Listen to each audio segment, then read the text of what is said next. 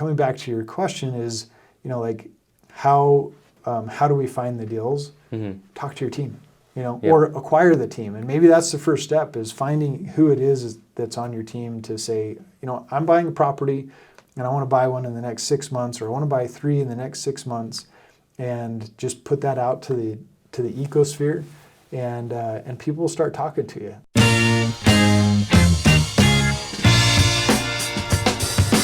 All right, well, welcome to the Massive and Passive Income Show. I am here with Brinton Taylor, and we're going to be talking about real estate, why invest, the direction that we're headed, and ultimately I invited Brinton to talk.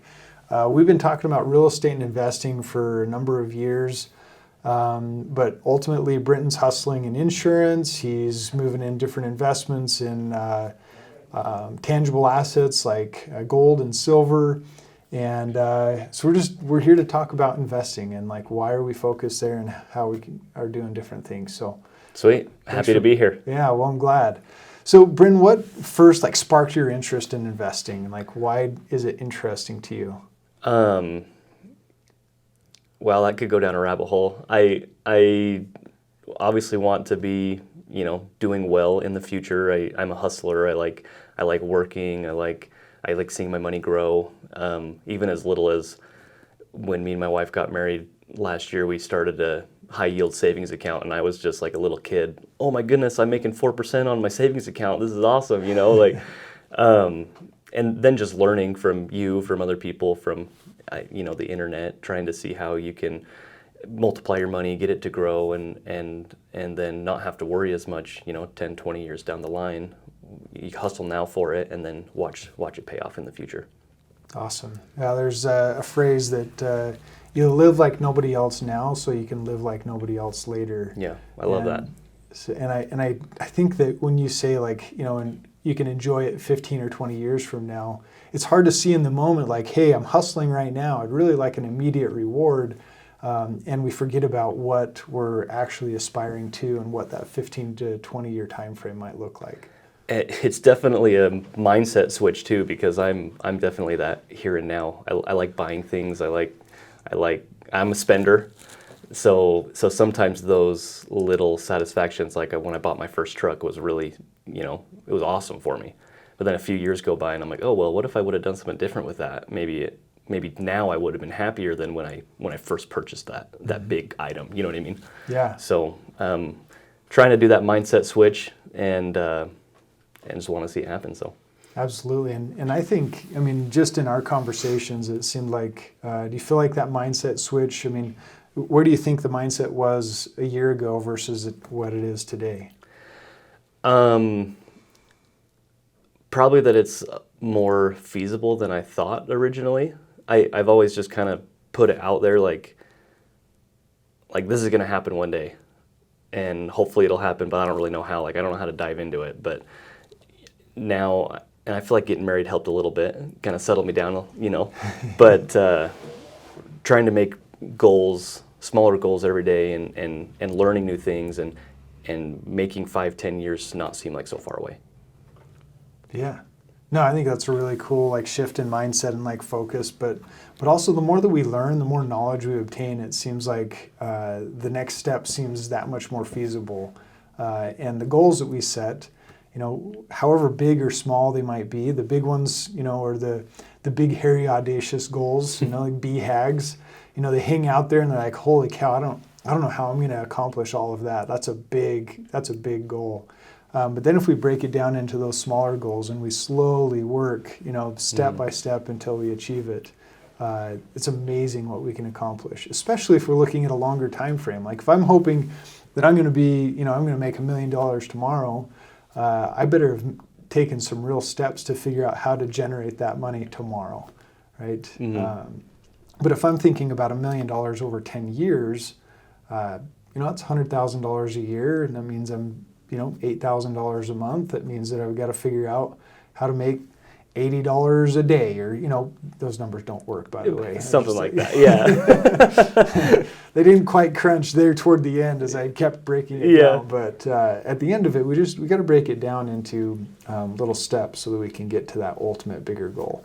So, Well, have you set, like, what do you want, 15 or 20 years to look like, and anything that you get excited about? Wow. I get excited about a lot of things. Um, I think 15 from 20 years to now, I want to be doing more than just my, original job, my my 9 to 5. I'd love to, whether that be partnership in a business with somebody, which who knows what that would be, or investing in real estate, or all of the above. Um, I I feel like I need to find what I love, and then start doing it. I like doing a lot of things, and I'm not afraid to try anything. But lately, I've been kind of like, well, what do I love doing every day? Like, and what is that thing that can help me make money? Because I like dirt biking. That doesn't make me money. If it could, that'd be sweet. But I need to find kind of those activities and business oriented loves or likes that can push me towards that. So Yeah. Have you ever, talked to somebody that you feel like is just disenfranchised with their job, 20 years into their career, and they're just tired and don't want to do it anymore? I feel like it happens more often than not. Yeah. I don't want to be like that. No, that's kind of scary, actually. And that's a great decision to be making right now, right? Is like, I don't want to end up unhappy in 20 years. What are the things that I decide to do right now in the process of getting to that 20-year benchmark that says that, hey, you know what? I still love what I'm doing. I'm passionate about what I'm doing. I'm taking care of people, or I'm managing property, or I've got the business that is serving an awesome customer base. I like who I interact with every day, whether it's employees or it's customers or it's, or you're running solo. Like, at the end of the day, I think finding happiness is, like you said, like, what is it that you love? Yeah. And that'd be really hard for us to just absolutely define right here in a few minutes of conversation. Yeah. But that takes a lot of contemplation. I think, like you said, and I love where you're at in life. I remember the hustle. I'm a little ways ahead of you age-wise. But I remember, like, the energy and the excitement about, I want to invest, I want to move fast, I want to move hard. And like, I thought it was going to happen tomorrow. Like, I'm gonna bust today, and I'm gonna figure it all out, and it's just going to rain tomorrow. Like, it's going to come. And once I started to shift my mindset of, like, okay, these steps that I take, I'm going to keep hustling, right? But my hustle steps are going to pay off not just tomorrow, but they're going to pay off for the next 10, 15, 20 years. And seeing how some of that starts to come back after, paying a house off, or, increasing some revenue on property or in a business because of certain decisions that have been made even decades ago, is really a fun experience over time. And it creates more opportunity to work with awesome people, and I feel like I love what I'm doing, and get to work with great people, whether in business, in real estate, etc. But I don't love everything I do every day, but I love what I'm doing in general. Yep. It doesn't mean there's not hard stuff to deal with. There always is. Yeah. Yeah, absolutely. So, like, what are you're doing school right now? What are you pursuing for a degree? And, like, what does the next year look like? Ooh. That was probably a little bit easier to answer than a 15 to 20 year. Yeah. I've got 11 credits. Well, I'm enrolled in some classes now, but I have 11 credits after this semester. So I'll be done with my business management degree in April. I'm hustling insurance, trying to decide if I want to keep doing it, or if I want to find something new, or I don't know. The school thing kind of has me thinking, well, maybe next year could change, or is it going to stay the same? Other than that, paying off some debt, and then trying to save a little nest egg of cash so we can do some investments. So that's kind of the next year goal. I mean, I'd love to say, I'm going to buy an investment house in April, but I'm trying to be a little more realistic and set those smaller goals, so then the bigger goals are a little bit easier. So heads down, finishing school, paying off a little debt, saving cash. Awesome. Well, are there any questions that you feel like maybe you've already asked them and we've talked about them in the last few years, but are there any questions you'd have for me in regards to investing and like where I was when I was your age? And I say that like that was a long time ago. Yeah, old fart. I'm just kidding. But yeah, any questions that you think would be, pertinent to? Well, I feel like I ask this question probably on a daily basis, and everyone probably that's my age does, is how really do you get started? I mean, the real estate, if we're talking real estate, the real estate market is going, and everyone's, oh, it's awful, it's getting worse, it's getting awful. And I mean, it is compared to, 2 or 3 years ago. And without increasing a lot of revenue or your salary, it's kind of hard to combat. So like someone who doesn't have a lot under their belt, how do you kind of get into the market in the first place? Yeah, that's an awesome question. So first of all, there's opportunities in every market. It is not always opportunities in every market, but then it's looking to find those opportunities. In my opinion, there's an opportunity of a lifetime every single week. And it's not a matter of having enough opportunities, it's about selecting the right ones. And so when I look at the real estate market in particular, there's a market right now for a couple of types of transactions. One is subject to, another one is seller financing. Those two transactions right there were not as prevalent in the last 3 years and really more like the last 5 or 6 years.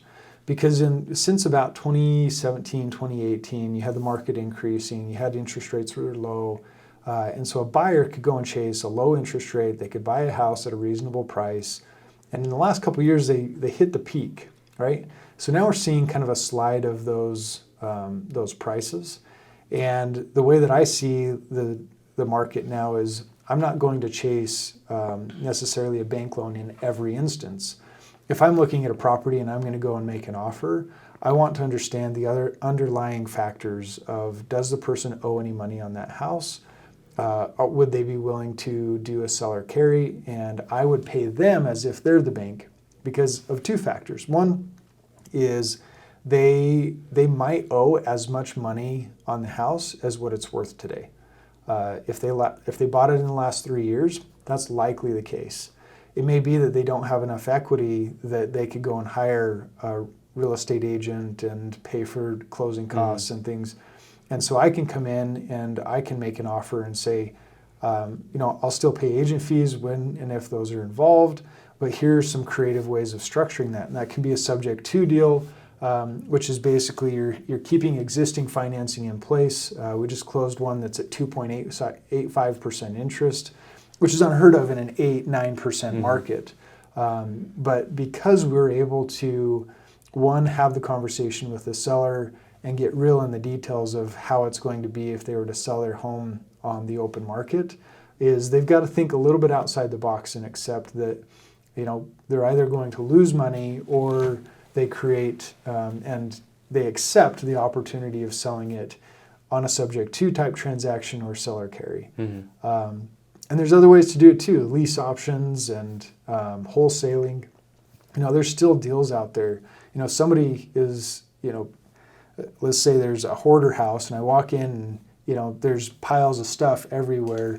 If I can see through the weeds and I can, understand what it's going to take to fix up that house, I can still find a deal in that house.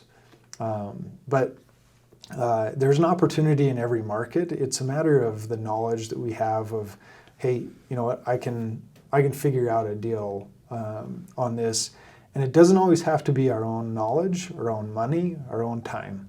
And I think that's where, when we look at real estate, if I want to buy a piece of property, I plan on buying it with leverage.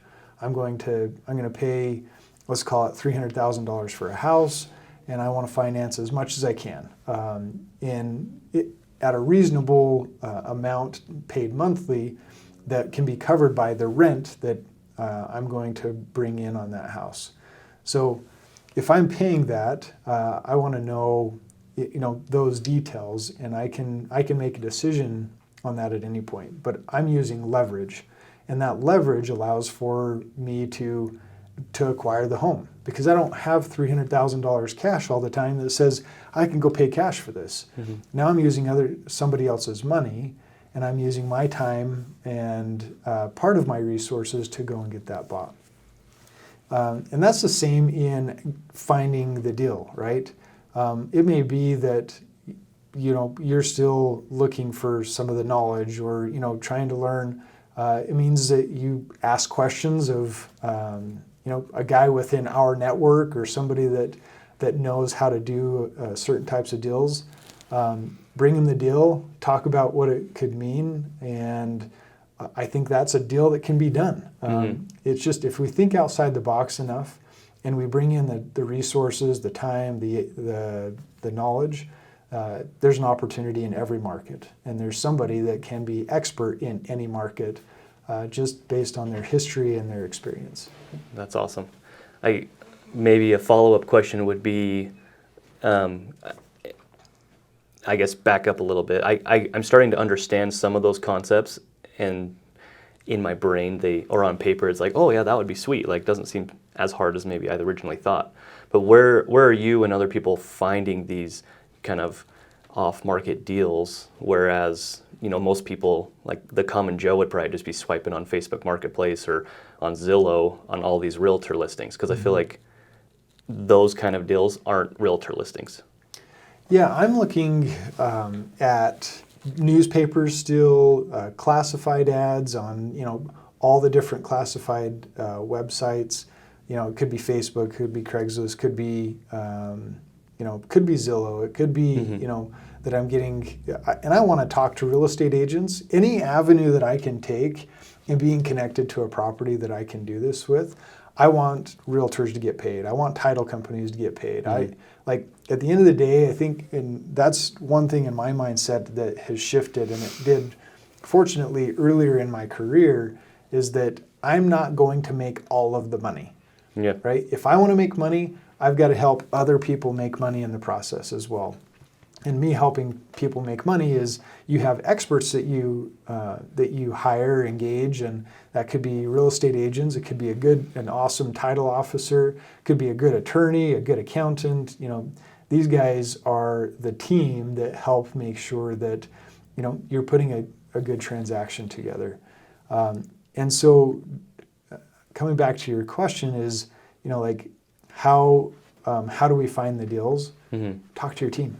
Or acquire the team. And maybe that's the first step, is finding who it is that's on your team to say, I'm buying a property and I want to buy one in the next 6 months, or I want to buy 3 in the next 6 months, and just put that out to the ecosphere, and people will start talking to you. They'll say, hey, I've got this deal, or I've got this opportunity, or you find something on classifieds and you come to me and say, hey, you know what, Colter, I think this could be a deal. I've talked to the owner already, and I'm just at the point where I want to make an offer. What would you offer? Or, is this even in the realm of what I should be thinking about, or should we move on? And I think that, using kind of a crowd resource type mentality, and seeing the opportunity, and that you're going to help other people succeed, and you're going to succeed in accomplishing your goals. In my opinion, I don't need every deal, but I'd rather own a small piece of something big, which would mean lots of deals, than I would to own a big piece of something small, which might mean one deal, every decade. Yeah. That's sweet. I think leveraging people around you is probably a good place to start. It made me start thinking like, well, I do know a lot of people in those areas, but I've never, mentioned, hey, this is an idea I've had in the next, year to pursue. And maybe those, surface level deals that I'm seeing, on Instagram, hey, I'm a realtor, I'm selling this property. If I would have let them know, maybe there's stuff that's coming through that they don't show normally, that they'd be like, oh, Brinton might like this. Mm-hmm. So I think that's a good place that I could start. Yeah. Well, very good. Well, any other questions or thoughts that... I don't think so right now. It's a lot to learn about and process, but it's exciting, and the more you learn about it, the less that I think that it's really hard.